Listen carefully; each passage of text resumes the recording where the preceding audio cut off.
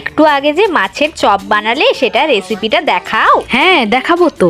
প্রথমে গ্যাসের ওভেনটা জ্বালিয়ে তাতে একটা ফ্রাই প্যান বসিয়ে উপর থেকে সাদা তেল দিয়ে দিতে হবে। তেলটা গরম হয়ে এলে উপর থেকে রসুন কুচি, পেঁয়াজ কুচি, কাঁচা লঙ্কা কুচি দিয়ে নেড়ে ছেড়ে নিতে হবে। এরপর উপর থেকে আদা পেঁয়াজ রসুন বাটা দিয়ে আবার নেড়ে ছেড়ে নিতে হবে। তারপর এক এক করে জিরে গুঁড়ো, ধনে গুঁড়ো, লঙ্কা গুঁড়ো, হলুদ গুঁড়ো দিয়ে এবার সিদ্ধ করে ম্যাশ করে রাখা মাছটি ওই ভাজা মশলার উপর দিয়ে দেব। এবার সিদ্ধ করে ম্যাশ করে রাখা আলুটা দিয়ে দিচ্ছি। এবার সবকিছু মিশিয়ে নিয়ে ওপর থেকে পরিমাণ মতো নুন, গোলমরিচ গুঁড়ো, চাট মশলা আর দিয়ে দিচ্ছি কিছু পরিমাণে গরম মশলা আর সামান্য পরিমাণে টমেটো কেচাপ আর ধনেপাতা ছড়িয়ে দিলেই তৈরি চপের পুর। এবার একটা বাটিতে ডিম ফাটিয়ে নিয়ে তাতে নুন, গোলমরিচ গুঁড়ো দিয়ে মিশিয়ে নিলাম। এবার মাছের পুরটাকে চপ আকারে গোল করে নিলাম। এখন এই পুরটি ডিমের মধ্যে একবার দেব আর একবার দেব পাউরুটি গুঁড়োতে। পাউরুটি গুলো তোমরা দোকান থেকে এনেও গুঁড়ো করতে পারো। তারপর একটা কড়াইতে সাদা তেল দিয়ে মাছের চপটাকে ভেজে নিতে হবে। দুপাশটা এভাবে লাল লাল করে ভেজে তুলে নিতে হবে। এবার প্লেটে টমেটো সস আর পেঁয়াজ দিয়ে পরিবেশন করলেই রেডি মাছের চপ। আজকেও আমার বদলে আমার মেয়ে বলে দিল। নে তো মা, এবার তোরা খেয়ে দেখ কেমন হয়েছে। হ্যাঁ গো, দেখতেও যেমন ভালো হয়েছে আর খেতে তো দারুণ টেস্টি হয়েছে। তোমরাও একবার ঘরে বানিয়ে দেখো।